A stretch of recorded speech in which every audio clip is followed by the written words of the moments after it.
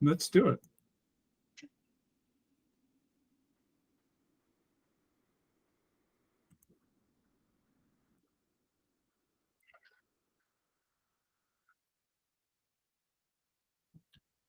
So are you seeing the blue screen or my slides?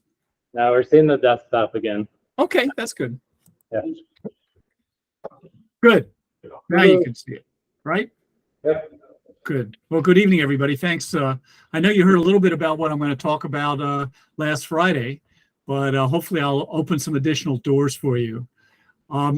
As you heard or saw on the screen, I've been a contributing editor at Sky and Telescope. I was that for about 10 years. But I want to assure you, I really don't know very much. I'm like this really broad river that's not very deep. So if you're an astronomical imager, you're imaging than me, almost guaranteed. I'll tell you a little bit more once I get started as to how I got into this. And my goal is to really just fan the flames of the fire, which hopefully Mojin created or lit for you all. So, you know, this is just one of those amazing images that we're all so familiar with. These just shock waves of enormous power, and that we should be privileged to live in a time when we could observe these in the birthplace of stars. But, you know, one of the things I always wonder about when I see this is, what about all those other stars? I mean, yeah, this is nice, but it's not all that easy to capture on amateur gear, and there's a heck of a lot of other stars. What about them? So, you know, over time, there's been this just massive edifice of knowledge that has grown. I want to make sure, because I am going to be showing some things. Can you see my hands now in a small box? Yep. Yes. Great. Okay.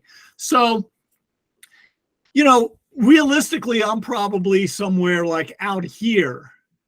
And I wouldn't mind having a front row seat. I don't want to be up here. But, you know, it's remarkable what humans have done. And for us to be able to participate in that and to walk in some of their footsteps. So my frustration, and I know that you're somewhat of a self-selected group here that probably are already feeling what I struggled with, and that is, how do we learn more? You know, not all of us are students who have already gotten our linear algebra examinations behind us and our physics courses. He's gone now, I suppose. But in terms of learning, I think most of us, and I can speak autobiographically here, really struggle. There's this sense of an imposter complex, or, you know, other people have learned this, or I'm not even sure what to learn. I don't remember anything that I do. That's what faced me about 15 years ago. I just knew I wanted to know more. And the reason I mention that is I think it's, as I said, a shared experience. So, you know, when we look at the Orion Nebula here, and we just look at the belt, those three belt stars, if we look at their spectra, we can see that there's something going on.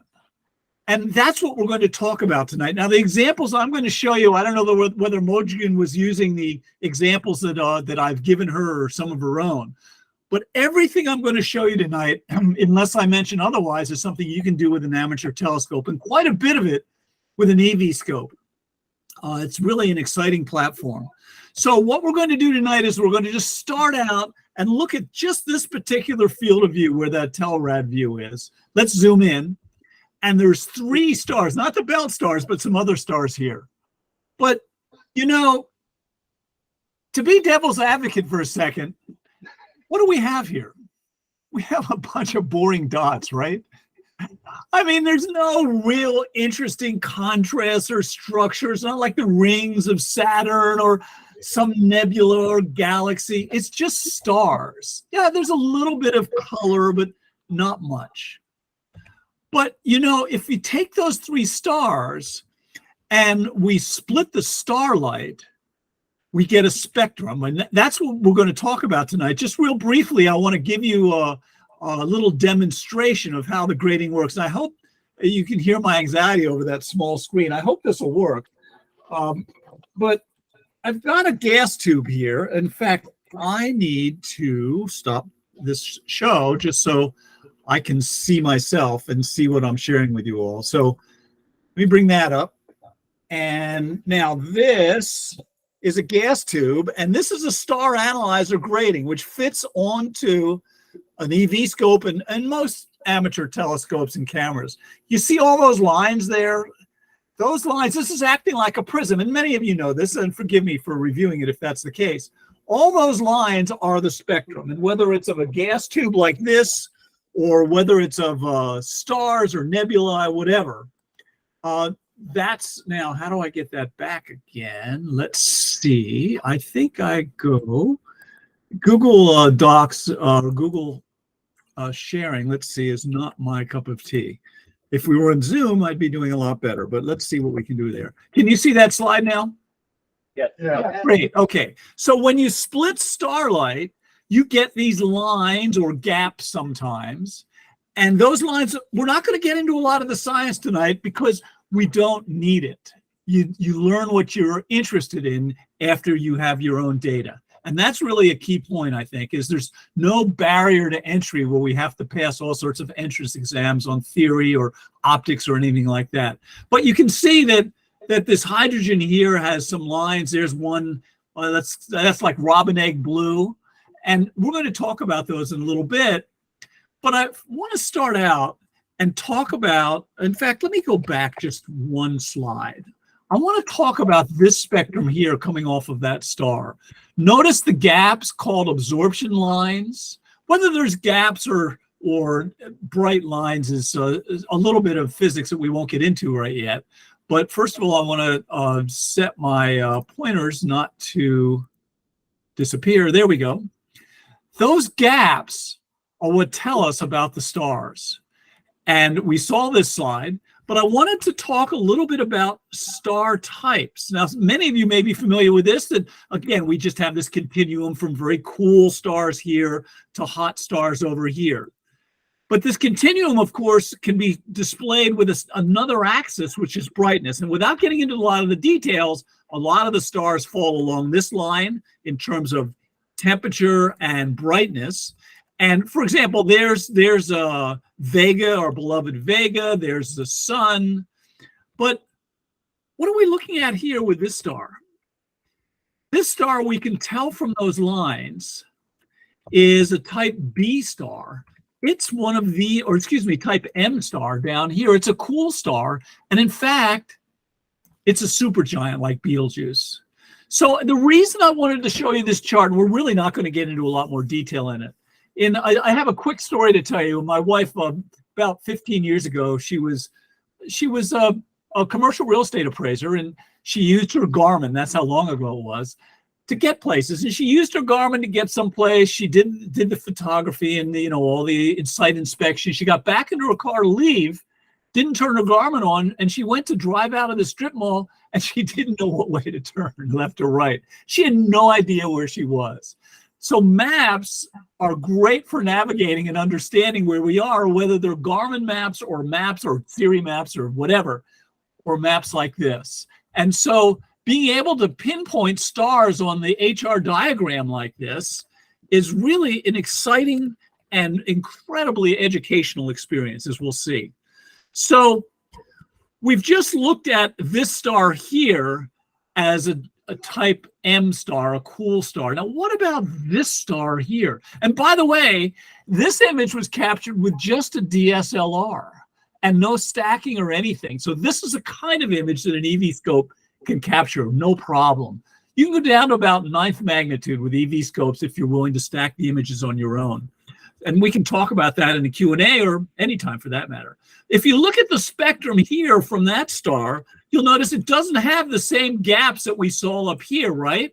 But it's got one gap, but it's got this bright spot right there. And that's what helps us identify the type of star this is.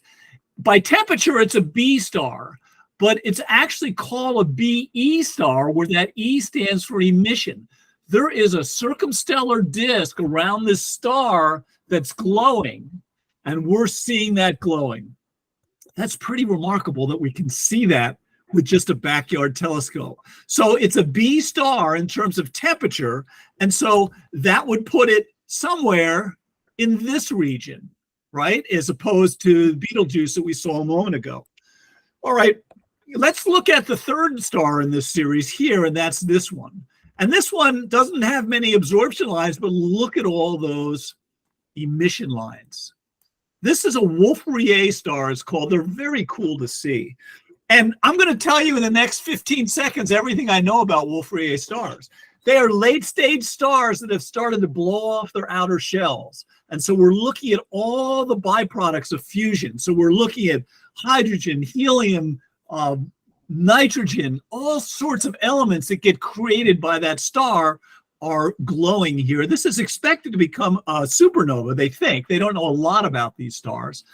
And of course, the way that we learn about these things as amateurs is our friend Wikipedia. And all I wanted to show you on this page was the temperature that these things can get up to, because that puts it somewhere. If this is 30,000, that puts it somewhere like over here, right?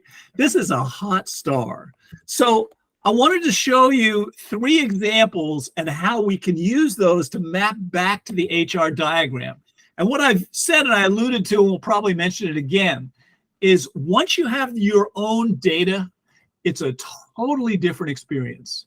Because now, and you've probably all seen that with imaging of the moon or other things that you've done, is when it's your data. For example, if you're an imager, you probably remember the first lunar image you captured. It was probably overexposed, not focused, but to you, it was the most beautiful moon image you've ever seen. You showed it to your spouse and friends and colleagues. So not only is it exciting, but it gives us like a stake in the ground around which we can cognitively organize our learning and actually remember some of the stuff that we read. So we're, again, talking about the star analyzer here. And it's not just eVscopes that this kind of grating works on. By the way, these cost about $200. So it's less than a good eyepiece. So you can mount them on just the nose piece of a DSLR using this little adapter that we make available. We can mount them on a standard fits camera, on a T-ring of a DSLR, on a telescope, on a video camera. It can be a mono camera. It doesn't have to be color. I'm going to show you how we process these spectra in the next few minutes, or on a filter wheel. So just a tiny bit of history. You may have heard some of this on Friday. Sir Isaac Newton's the first person to have split light with a prism, or so it said, into its component colors. We can, you see there in the lower right-hand corner there, you can split light just by bouncing it off a finely lined surface or through something that has some very fine lines on it. Bunsen invented the Bunsen burner to burn a sample, to look at it through a prism and classify what he was seeing. Bunsen was interesting in this sense. He said, I am not going to patent this because I want to make it free to humanity for the sake of science and the betterment of our lives. Of course, if he had lived today, he'd have, a dozen patents on the thing. That's just the world we live in now. Kirchhoff, the guy on the right there, we're not going to talk much about, just 1 or 2 quick things in a bit. So as I mentioned, these are the chemical fingerprints. And you'll notice I just want to point out that in hydrogen, we've named these lines. I keep having trouble finding my mouse, which is why that happens. And of course, that's even worse when you shut down your slideshow in the process. So again, I wanted to just point out hydrogen alpha, this hydrogen beta in that robin egg blue, and the other lines. Every element has its own fingerprint. A quick example of that is the periodic table of spectra, which is a poster that we actually sell that I created some years ago. Neil deGrasse Tyson told me he has one hanging on his wall, so you'd be in good company with one of these. I heard mention, or I saw on the schedule on the screen before I was starting to speak, that there's some event that involves physics teachers. And I want to just pose, I know this club is an incredibly active club. The things I'm showing you here open doors into schools. First of all, just giving a school a poster is a big deal. It can be a physics teacher, chemistry teachers love this stuff. Or it could be, of course, an astronomy teacher. But more importantly, in a moment, I'm going to show you some things that you could do at a star party, or you could go in the classroom and do. And let's wait and we'll look at that in just a moment. But this is, again, just to show you, there's that robin egg blue right there that, that we saw a minute ago. So what do all the astronomers I've mentioned in the last few minutes have in common? They're old white men. So there's a lot of women who have made huge contributions to this field. Annie Jump Cannon, a familiar name to a lot of us these days, and her team of computers, they were prohibited from accessing the telescopes at Harvard. So the job they took on was analyzing these photographic plates. They did a fantastic job. They looked at several 100,000 plates, and by that exposure to so much data, were able to come up with a correct star classification scheme. Priyamvada Nataraja is at Yale. She studies black holes. Nancy Grace Roman, a big proponent of the Hubble Space Telescope, also the first astronomer at NASA. Imagine being a woman, first astronomer at NASA in the late 1940s. Just took a really strong, powerful person. Elisa Quintana studies exoplanets around cool stars, type M stars, and Jedediah Eisler's at Dartmouth, and she studies hyperactive black holes. So there's lots more women. I thought it was important that we show this and be inclusive in terms of our history. So there's the history, theory, equipment. What can we actually do? You've all been very patient to sit through what I've just shown you. Hopefully there's been some interesting material there. So you take a grating, you put it in the light path, you get a spectrum. Down there at the bottom is our sensor. What can we do with that? Here's our first slide. This is pretty exciting. This is done with a little bit bigger than a eVscope, but you can do this kind of thing too. And I have a collection of Spectra that does this that I've actually done a call for on the Slack channel for the eVscope Unistellar people. But I've now gotten at least one collection like this. But you could do this yourself. This is a classic textbook image. These are stars in temperature order going down, cooler stars down here. I'm not going to get into a lot of detail here except to show you two different things, if I can again find my mouse. And that is, the first is, notice these bands or forests of lines, and they're down here in the cool type M stars. And that's because these stars are cool enough that these molecules can survive in their atmosphere. To be honest, other than naming it as titanium oxide, that's all I know. When you capture this spectrum, if you're curious to know more, all of a sudden Wikipedia is your best friend again, because again, you'll have that stake in the ground to study the data that you captured. The only other thing I wanted to show you was this bright feature there. Notice it doesn't even exist down here on these cooler stars. And in fact, the brightest of them is right here on a type A star like Vega. I want to remind you, or very briefly mention, how these absorption and emission features are formed. In the Bohr model of the atom, we have these shells where the electrons are orbiting in numbered shells. And when they jump from one shell to another, when they jump up, they absorb energy. And when they jump from shell 2 to shell 4, because there's energy hitting them in terms of photons coming from the star, they absorb light at this robin egg blue wavelength. This is that hydrogen beta I mentioned. And this type A star is the quintessential. You can see it's got the broadest, darkest line. And that's because these stars are too cool to pump the electrons up that high. And these stars are so hot that the electrons often go right past that level 4. That's all the physics and chemistry, well, for the time being, that we're going to do. So this is one thing I mentioned earlier. I just wanted to mention again, and that is that whether you have a gap or a line, which is called an absorption line or an emission line, depends on things that fellow, that bearded white guy Kirchhoff formulated. We won't get into the details, but it has to do with the temperatures of what the starlight is going through. Okay, so suppose the Hubble Space Telescope people made a huge mistake, and they gave me time on the Hubble Space Telescope. So can you see that gap there in the crosshairs? Maybe, maybe not. It's sort of there, right, in the robin egg blue. If I was to write a paper on this spectrum and say, yeah, we saw a little tiny gap in the sort of robin egg blue, it wouldn't get published, right? That would be their mistake in giving me that opportunity. So in order to understand and quantify this data, we graph it. And so what we have here is an intensity graph. This is intensity. So our star is very bright. So again, we have a high peak here, and then this thing is what, dim on the wings, and so it's dim out here, but it peaks in this area here, right? And so that crosshairs becomes that absorption dip there. Now we're doing science, and this is science that you can do. Now, how do we get these graphs?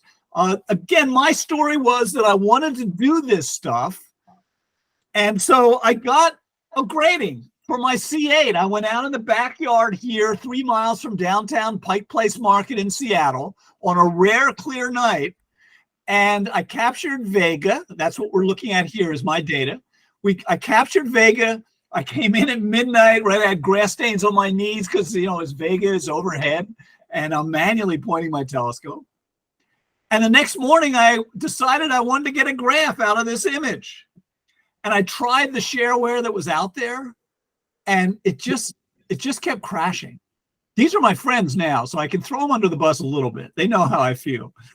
Not only were these programs crashing, but when they crashed, to add injury to insult, they were crashing with error messages in French.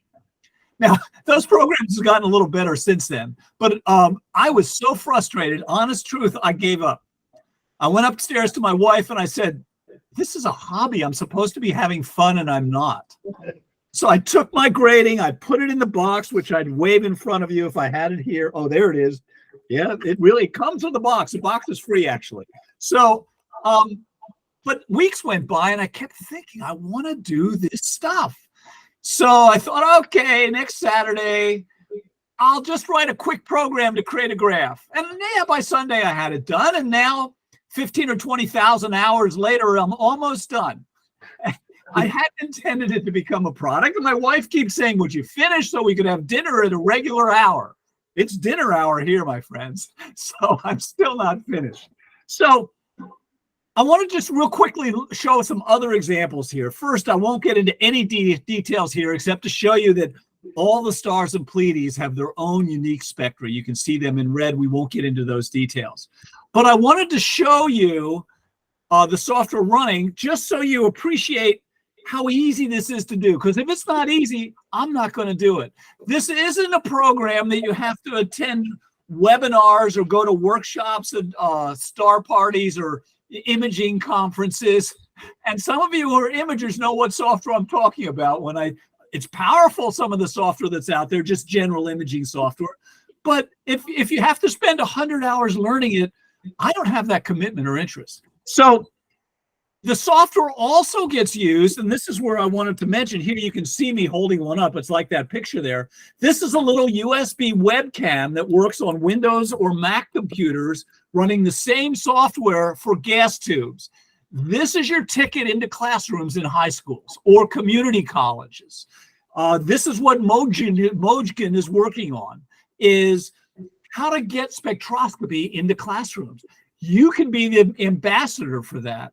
With a gas tube like mine here and our little camera, same software, chemistry teachers eat this up. They do these demos, but they do them with like just terrible handheld spectrometers. The students get frustrated. There's much more I could talk about that. I just want to suggest that if you're looking for something to do along those lines, this is a great tool.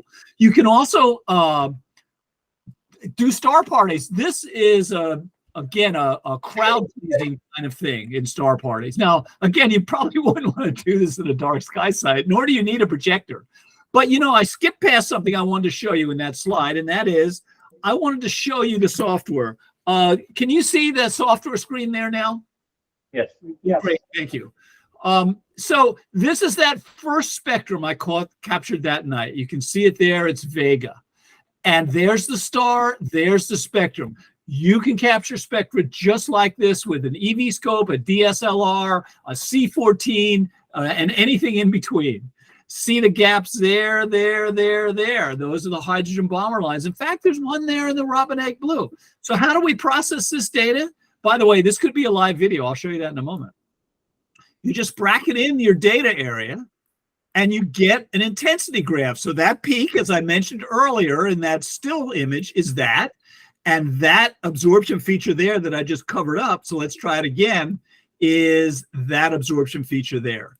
So And look at all these different absorption features here. We're actually detecting the hydrogen in the shell of this star. So what are those dips? I mean, the secret sauce is identifying them. To be honest, most of the time as amateurs, we know what we're looking at. So it's not a lot of search and discovery. We can do that kind of thing. But in this case, built into the software is the same data that Bunsen collected, the reference data that shows if I check this box, it puts an overlay here to show me where we would see the bomber features if we were looking at a hydrogen star. And look, there's a match there. We can see all the bomber features. Maybe not these. That's maybe a little noise that we're seeing there as we get into the blue and ultraviolet. So now we're doing science. That's all. Oh, one other thing I wanted to show you in the software, and that is, back here, that this is a live video. It's playing at about 2 frames per second. You can see it jumping around because our seeing was changing. There's our star. Of course, we can zoom in and see the star changing from frame to frame. So this is jumping around. If you want to attract a crowd at a star party, at a public outreach, this is mind-blowingly effective. And then it gives you a chance to talk a little bit of the science. And you shouldn't be shy about saying, you know, I don't know when they ask you questions. I imagine in about 30 minutes, that's going to happen with me repeatedly as you ask me questions. It's okay. People appreciate that you're coming out, and maybe even more so because you're not a know-it-all. So the last thing, let me pause this video. I'd like you, if you would, just remember, let me just click on something here. If you would, in your mind's eye, just remember, if you would, this view. It's Vega. We can see the bomber lines because we're going to come back to that with the most distant object that I've ever observed. So let's get the show going again. Here's PowerPoint. I want to show you some examples really quickly. So this is easily an eVscope object. This gets done all the time. I was a contributing editor at Sky and Telescope, but it was sort of a fluke that I got into that role. And I think I'll save that discussion for a few minutes, except to tell you that the objects that we're seeing here are, again, easily accessible even from the city. So when we look at an extended object like this, we can see these are the emission lines from that ring nebula. So we're actually able to identify what the components are. But for the most part, extended objects like this don't work real well with a star analyzer. For that, you need a much more expensive device. There's also some do-it-yourself 3D printed ones for about $1,000. But these are hard to use because you're looking at just like a little slit in the sky, like a 20-micron slit in front of your camera. So, but let's look at an extended object. Next slide is going to be one of the slides that does require a slit spectrometer. Here's the Orion Nebula. Same features, hydrogen. Again, this is a birthplace of stars, and oxygen. But once you've seen this, it's easier to understand everything that you've read and everything you'll be reading. Again, we'll explore that a little further. I wanted to show you a bunch of examples, so I'm just going to move fast here. Here's Uranus and Neptune. These just 2 or 3 days ago, a couple of eVscope people sent me these. You can easily see the methane. There's the bands. So now you're detecting the atmosphere of a planet. Now, exoplanets are too dim for us to detect, but local planets that are small, not the supergiants, but Uranus and Neptune and Pluto, we can definitely capture like this. Professionals 30, 40 years ago would have given their left leg, right, to be able to capture stuff like this. And now it's something that we all can do. So there are those absorption features and those wide bands that you get from molecules in spectra.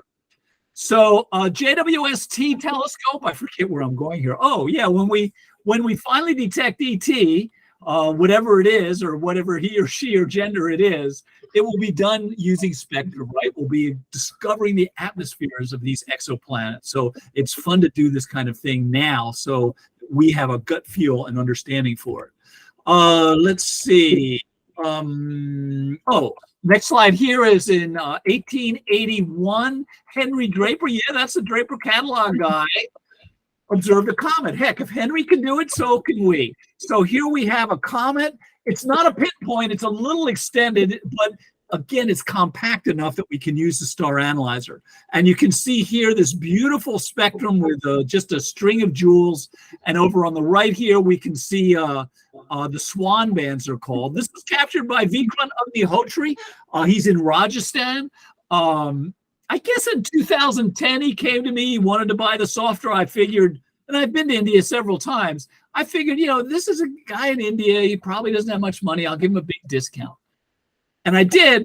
And now about 2 years ago, he started posting images of his new setup, and he's got a C14 and a dome and 6 different cameras. And I'm thinking no more discounts for Vikrant. I did meet him when I was there, and he actually had me, he knew the director of a planetarium in Mumbai. So I had a chance to meet some amateurs and actually give a talk there. So here's a more recent comet. You can see the sodium lines there as a single peak. But let's just keep moving. I wanted to show you, this is really one of my favorite slides. Look at this. Anybody who uses like a C-clamp on their setup is my kind of guy. So there's a star analyzer right there on a video camera in that box. Now, my problem is if this was my setup, I would crank that knob too much and I'd collapse the box. I break everything, which is why I like doing software. Control Z, edit, undo is our friend. I just wish sometimes we had that in life. So Robin Leadbeater captured this spectrum down here of a comet, of a meteor. This is the spectrum here, and it's moving in that direction. This is the spectrum here, and at this moment in time, there was a bolide, some sort of outburst, and we can see the spectrum detected. So this is a pretty rarefied aspect of amateur spectroscopy, but some people do it all the time. So I'm not going to get into a lot of the sun except to talk about the fact that you can capture flash spectra. So just was that a question? No. Okay, we'll keep going. Just a quick review. Doppler shift, for those of you who don't quite recall it, perhaps. It's the pitch change that a car going past with its horn has, right? Right. High as it's coming toward you, low as it's going away. Same thing happens with starlight. So if we were expecting this triplet right here when we looked at a star, and instead we saw it down here or over here, we'd know that it was moving away or towards us and was red or blue shifted. Here's the kind of thing you can do. This will be the fastest explanation of a type 1A supernova you've ever heard. 2 stars are going around each other. One's bigger than the other. Some of its gas ends up on the small one and it explodes. This is just one type of supernova. Let's look at an example that you can do with a star analyzer. So in M101, there is a supernova. And in fact, there's a photograph of what a different, closer, but type 1A supernova looked like 40 or 50 years ago. You can see it sort of looks like it has an expanding shell around it or some sort of spherical shape, right? So there's the spectrum, and David Strange with just a 9-inch telescope and 15 minutes of integration time. So we're getting a little higher up in terms of the kinds of tools you need to use, but he captured this spectrum, and that absorption feature shows up in the graph there. So this is not something that's hard to do. Finding a supernova is a challenge. It's bright enough. So this feature here helps us identify the type of supernova. Now, this next slide isn't going to be in the exam, but different supernovae have different spectra. And a type 1A supernova has a deep dip here just around 6,000, which is ionized silicon. That's what we're seeing here. And we would expect it to be at a certain wavelength. Let's get that back up here. And what is that wavelength? Let me advance to it. There we go. And sorry for that, guys and gals. So we're going to go through a real quick blue slide here, and that's this. How fast is that shell coming towards us? Well, we measure this dip at 6150, so let's write that down. If you were to burn silicon with beach sand, if Bunsen had burnt beach sand at rest in the lab, you would have seen a line at a different wavelength. We've written that down. Now comes the fun. The Doppler shift formula, I couldn't remember it. Wikipedia was my friend, but there's not a lot of math going on here, right? You plug your numbers in, and you've now detected the shell blue shift as it's coming towards you. There should be several wows on the screen. One is a wow for the speed of this thing, and the other is, wow, I can't believe I did that with a backyard telescope. So some of you may know that, Adam Rees, who won the Nobel Prize in 2011, did that, of course, for studying the accelerated cosmological expansion. And what standard stars do you think he used? He used type 1a supernovae. And I think his equipment might have been a little more sophisticated than this, but how exciting is it that you can do this yourself? So, and I actually had some indirect communication with Adam Rees about this next example I'm going to show you. But before I go on to that example, I wanted to say something before I forgot. And as I said, I was a contributing editor at Sky and Telescope for a while. And that doesn't prevent me from throwing them under the bus a little bit. But all the magazines are this way.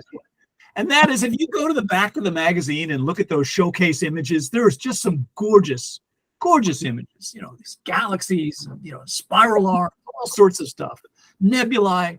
And then you read the fine print, and it's 24 hours of imaging. I live in Seattle. I don't get that many hours in a summer sometimes. I don't have the skill, the knowledge, the equipment, the weather, and to be frank, the interest. I'm glad these people capture those images. But what I'm not glad about is most of us saw those images in the magazine and thought we could reproduce them. And we found out the hard way that those are like people who are at the top of their game. And the reason I point that out is what I'm showing you here is not that. This is stuff that even a knuckle dragger like me in the backyard, by the way, that first spectrum I captured was captured with a Logitech webcam duct taped to my telescope. So it doesn't take a lot of sophisticated equipment.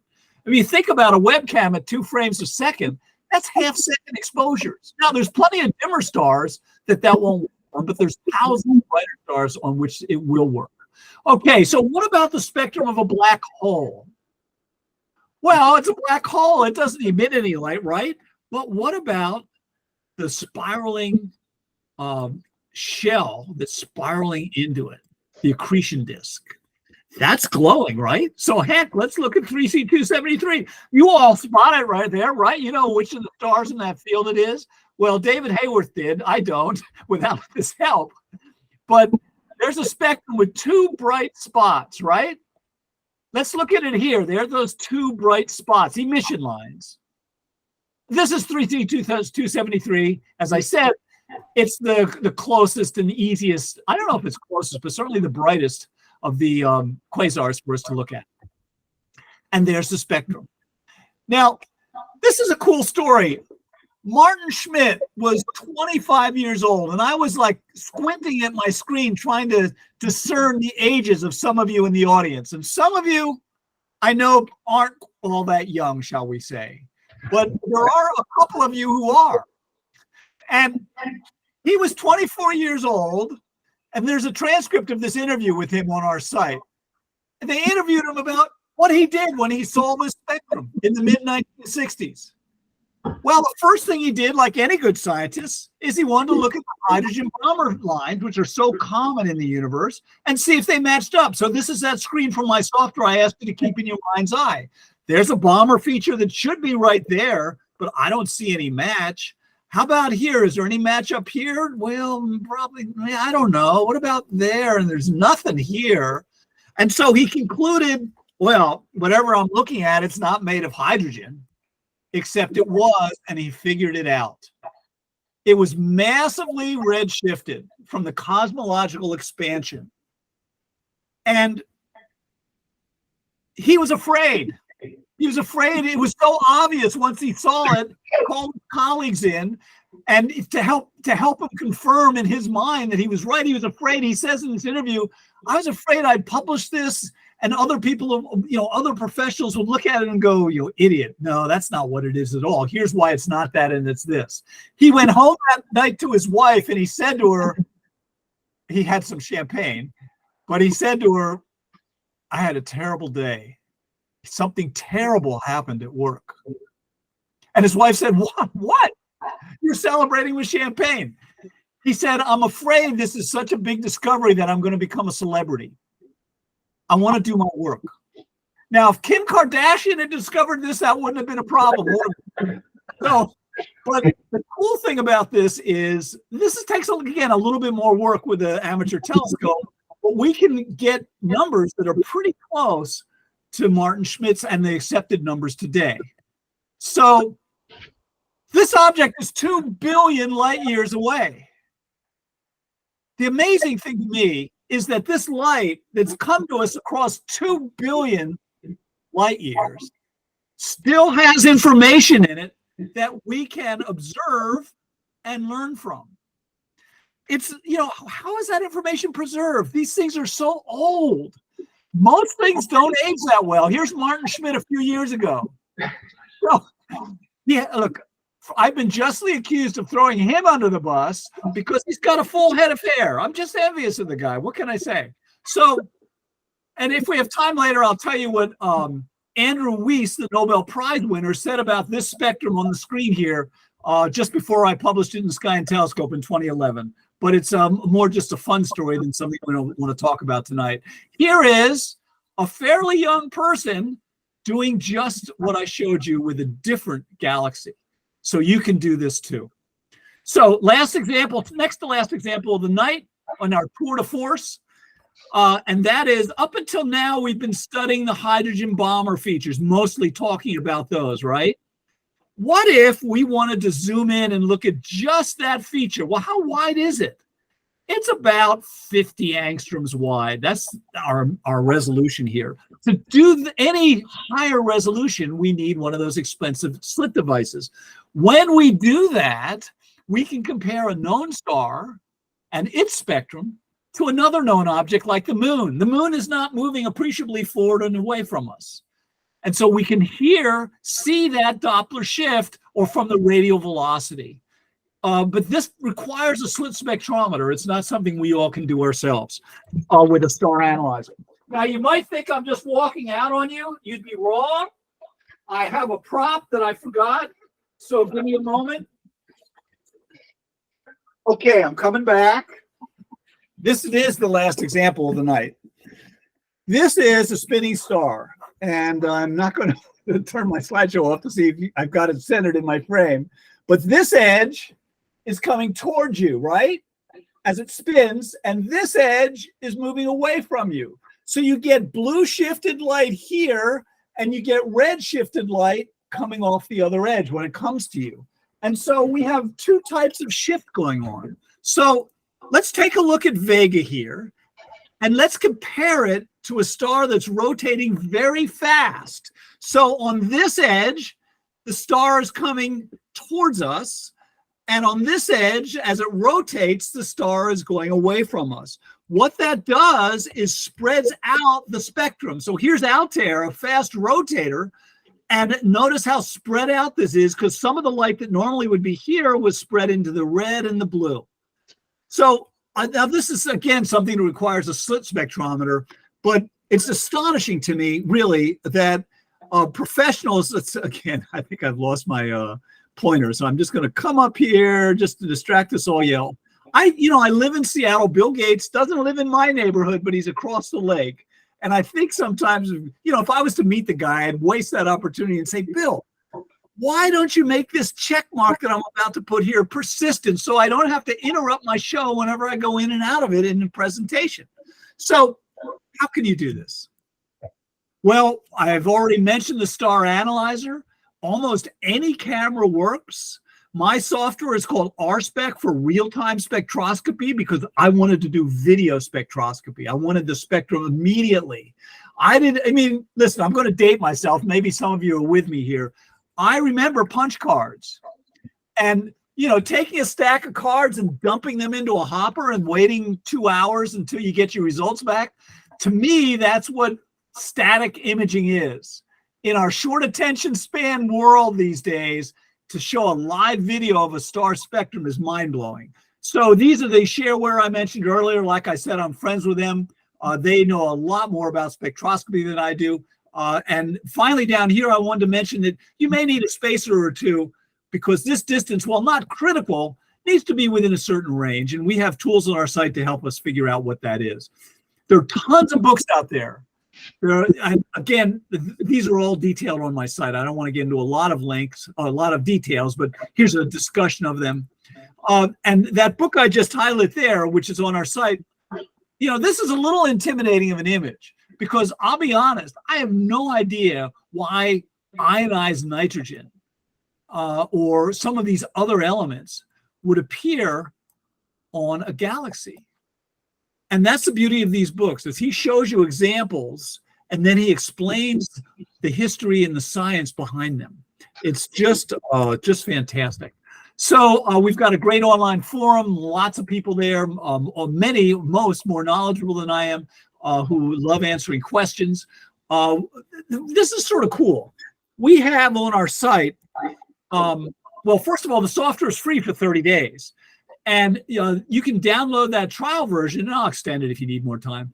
And then we have the eVscope had me teach a workshop to about 100 attendees at a show at a conference, the Advanced Imaging Conference, some years ago.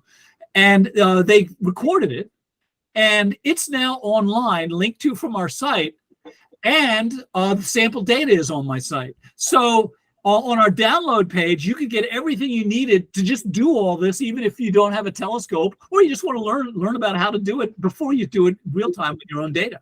So the eVscope has a database that amateurs can contribute to. There are several other databases, all of which are accessible and used by professionals. But you heard that little hesitation there. They don't get a lot of use. I think that's going to change, and the eVscopes are one of the ways that's going to happen. So there are opportunities for pro-am collaboration. You'll notice on this slide that there are no publication dates for when this meeting was here in Seattle, but this will give you a clue as to how old this is.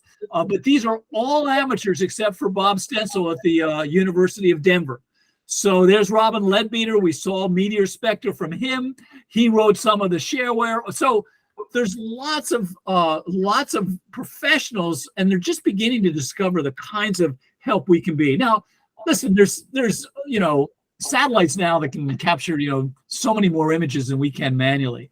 But what we've got is time. We can observe the same object every night and do those longitudinal time studies. So, I mentioned earlier, I just wanted to remind you that the heart of all this is this HR diagram, and whether we're observing Betelgeuse or Vega, which you saw in my software, we saw a BE star here, we saw a Wolf-Rayet star out here.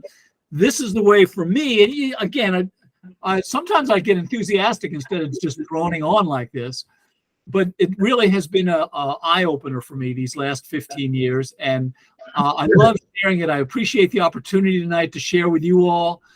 In the last 45 minutes, we've come a long ways. In the last several years, we've come a long ways. I'd like to thank you for your attention, for laughing at some of my stupid jokes, and I'll be here until you drag me off the stage. Thank you, Tom.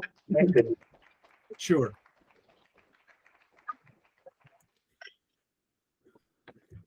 So Tom, I have what? a question for you. Yeah. Do you make a unmounted version of the gradient that would fit in a filter wheel, like a 36 millimeter?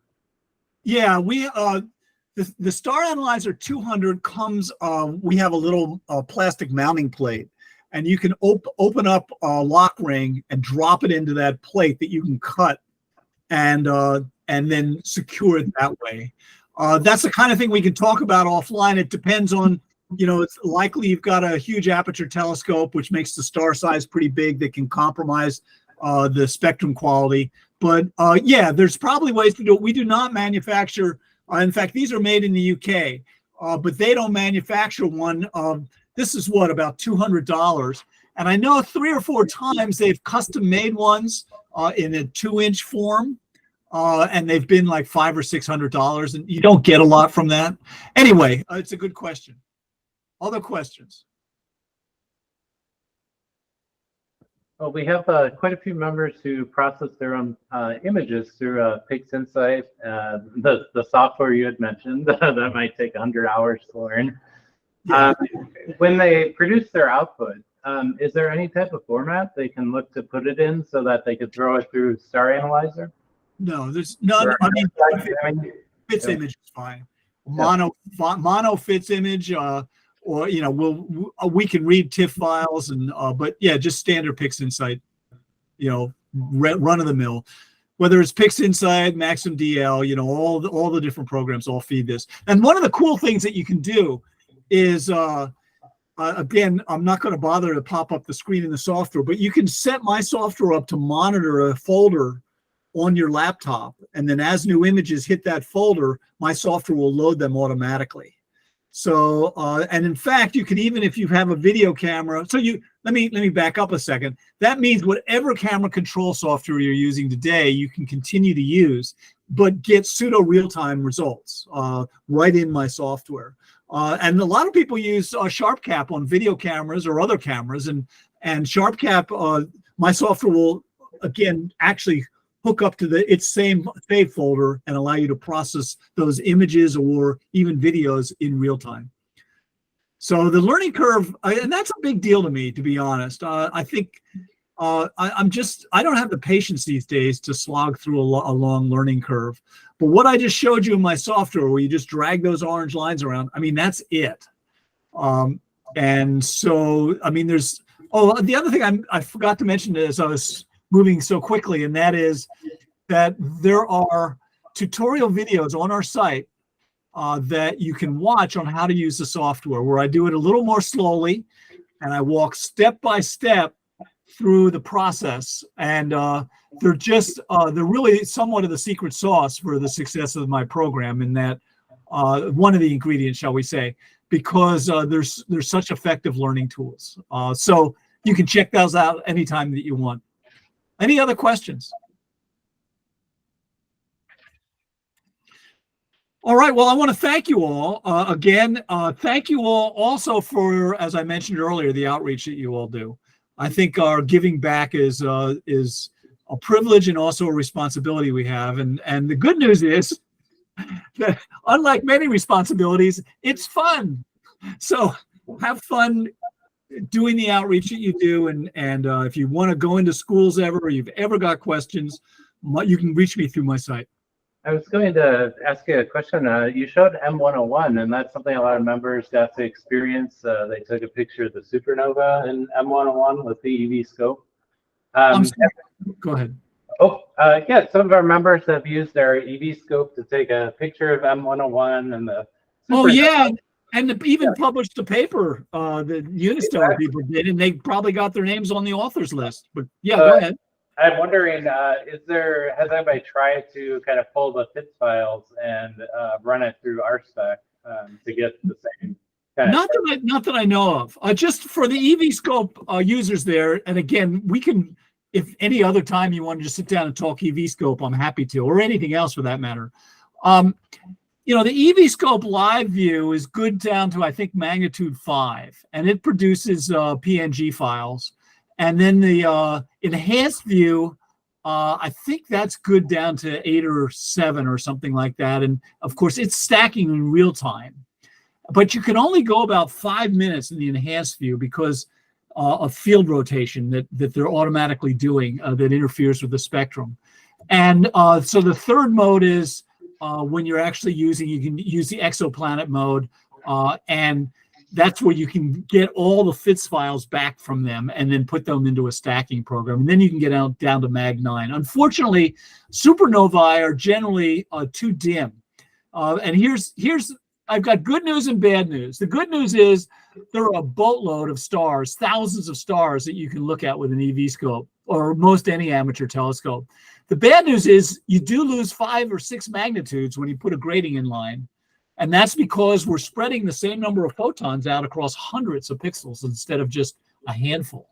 So you can use that as a rule of thumb to think about what supernovae you're going to be able to capture. And it's unlikely that there's going to be one that's bright enough for us all to do with a smaller sized amateur telescope. But C8s, 8 inches, even 6-inch telescopes with good imaging skills, people do that all the time. But I mean, and there's some people who actually monitor the supernova sites and and go out and try and capture the images early on so they can make a contribution to the professional annals. Here's a spectrum captured 3 hours after discovery, that kind of thing. But it's a good question. I know that on Friday night there was some discussion about what kind of science contributions can you make, and I sort of touched on that a little bit. I wish that, to be honest, there was more. I think that even photometry now is running into the same situation. As I mentioned, that there's so many telescopes doing surveys that it's hard for us as amateurs to come up with striking data. On the other hand, we can observe things that the professionals typically don't dig into because they're close, bright objects, or they're objects that they think that they've understood. For me, my learning path has been to begin looking, for example, at the HR diagram stars, learn a little bit about star types, and then look at Wolf-Rayet stars, look at nebula, there's a lot of different things, look at a P Cygni star.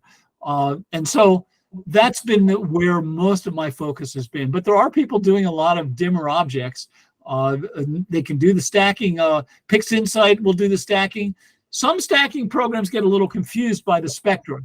But the cool thing about these is you do have the star in your field of view. So you've always got one anchor point to help with your stacking. Anything else tonight? All right, well, it's time for dinner here. Thank you all for your attention, and have a great evening. Thank you. Yeah, and thank you for inviting me. For those of you who aren't meeting organizers, it's far more work than I ever imagined to be either a speaker or an organizer. So my congratulations to you all that you've got some great people working to make these things happen on a great time frame. So one of these days, some of you should step up and do that role too. Anyway, good night, everybody. Good night. All right. Thank you, Gene. Okay. I'll be around after this too. If anyone has questions on installing the filter, we went over that on Friday. But if you want to get in the more details, especially with the eVscope, it does involve a little bit of maneuvering to twist the filter on. And then something we showed on Friday too was once it's on, there are some characteristics that we have to account for when we're setting up the eVscope. One of them was, if you all remember, I put a sample shot, or my first one that I took through the eVscope. I think it was a Vega or half was the star. There are a few learnings from that that we can take away. One of them being, whenever you're taking a photo with the eVscope, one, reference the manual. It gives you timings. So I have a copy of the manual back there. I can go through it if anyone's interested. But two, once you do those timings, you have to make sure that the star is on the left side of the screen, and then your spectrum, the rainbow that it's producing, is directly horizontal to that. And that's the challenge. So initially, when you set it up, you're going to want to basically, and I've showed some people, yes, I mean, if you want, I can just do it now. But essentially, you twist it in, and then you leave the star analyzer slightly loose so that you can make one final rotation on the star analyzer. And it's that final rotation that will put the spectrograph. Yeah. Once you get it horizontal, it's actually counterintuitive, but you're focusing then not on the star, but you're focusing on the spectra. You want the spectra, you're using the little focuser on the eVscope, or honestly, you could use our planetary cameras too. But what you're doing is you're adjusting it so that spectra is super vivid and bright, and that actually might dim or make the star on the left side of your screen look slightly out of focus. That's fine because you're really trying to intensify the spectrum so that the software can read it. So those are kind of just two takeaways. And then Tom gave us a challenge if we're going to be using the eVscope, which is to first go through the series, the types of stars. And then those of us who are in the Unistellar Slack channel send that data back. He'll take a look at it, confirm it's good.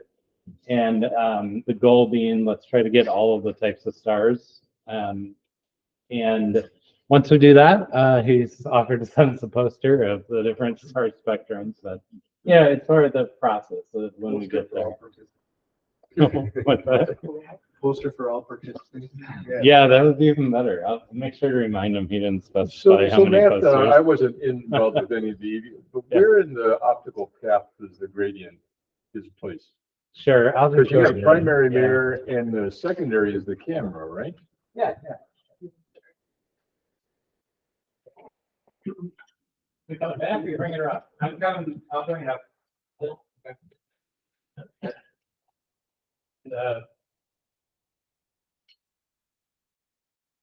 And that's what we just purchased, his software plus the. Yes, and I'll put it on the laptops. I like this idea of targeting like an imaging folder. Give that a try. How would we submit it? How would we send it to him?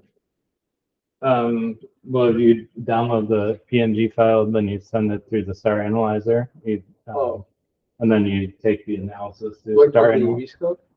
Yeah. All right. I'll set this here for now. So, yeah, I'm trapped. When we take off the cover of the eVscope, feel free to come closer too if you want. We have up here is actually the camera.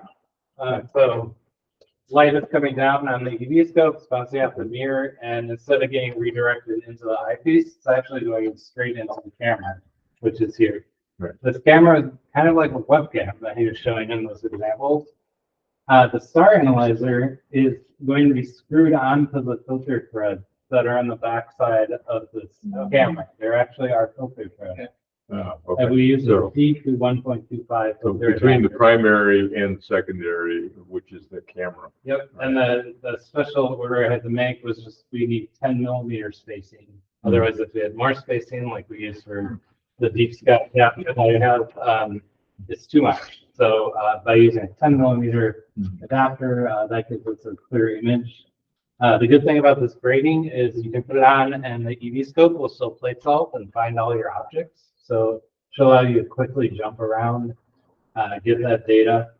There is a manual that, So you have the filter before you go inside? Before you go inside first? yeah, and that's what I recommend is, because you're taking when you put the eVscope up, you set that tripod on the ground, make sure it's level, then you come back for the OTA.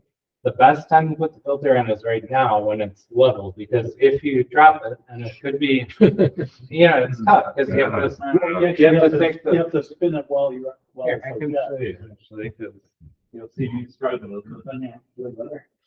Should buy two. No, like working on your car. A lot of white paper. Yeah.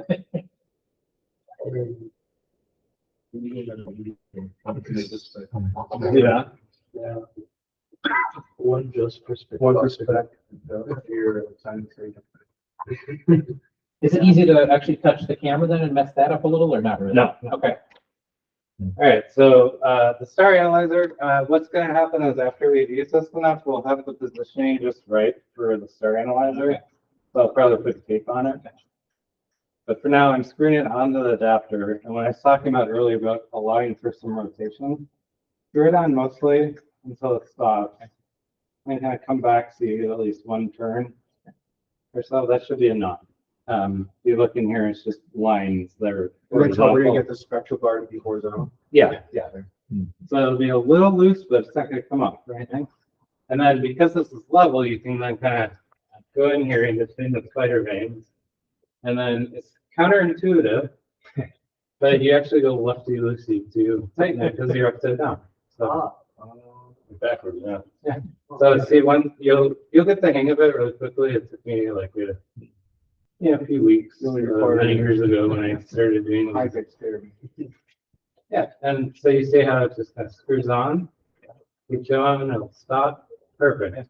Now you're set to kind of set up the eVscope as usual. It's going to be mostly focused, especially since probably the last person had it in focus. You don't necessarily have to worry about place solving problems. And then once it goes to its first star, so you want to go to Vega first or something. It's always a good target. And one here recommends us getting a spectrum analysis from first. Go to Vega, and then you'll see the live view. The brightest spectrum you see is the one that you want to go after. So in that picture, cap, for example, is on the bottom. So now all I'm going to do is just going to rotate this a little bit to the left. I'm going to look at my tablet view to make sure that the spectrum kind of has gone in the right direction. If it didn't, then I try the other You way. do that while it's on the pot outside after you hit the stars. So how Yeah. you're dropping down the. You're just going to have to slightly go in and twist. Now, after a while, we should be able to get this taped and permanently in the right spot. We still haven't even taken our first, What you're saying, trying to do that with jumping, you're gonna have to bring the telescope to a low horizon or like. No, you can still reach in on top. All you're doing is you're just touching the filter. You're just slightly moving it a little bit. Okay. Not much at all. Because you've already mostly screwed it on, and the mount adapter is already connected. That's all. I don't have to worry about it. And so how do you focus this beast? The focusers down here. The eVscope focusers are here. Just slight twist. Only a notch or two. You're not focusing much. What's the name of the makes the thin star Is mount? that helpful? That help? That's when you use the focuser right there. Yeah, no, you can use the bad enough mask to get your initial star focused, which will help it manipulate something like you would normally do. However, because now you're focusing on the spectrum, once you've got it lined up, everything's in a row, you're actually not going to use the bad enough mask, and you're going to try to make the rainbow as producing as intense as possible. For these first stars, we have a manual that's in the back. I'll put in a folder that says eVscope Spectrum up, the true one. But it has some starter stars, and it has the exact settings to use on the eVscope. To get started, you're going to use those settings to get your first spectrum. And then from there, you kind of take it from there. So what does that map do? You haven't seen the eVscope.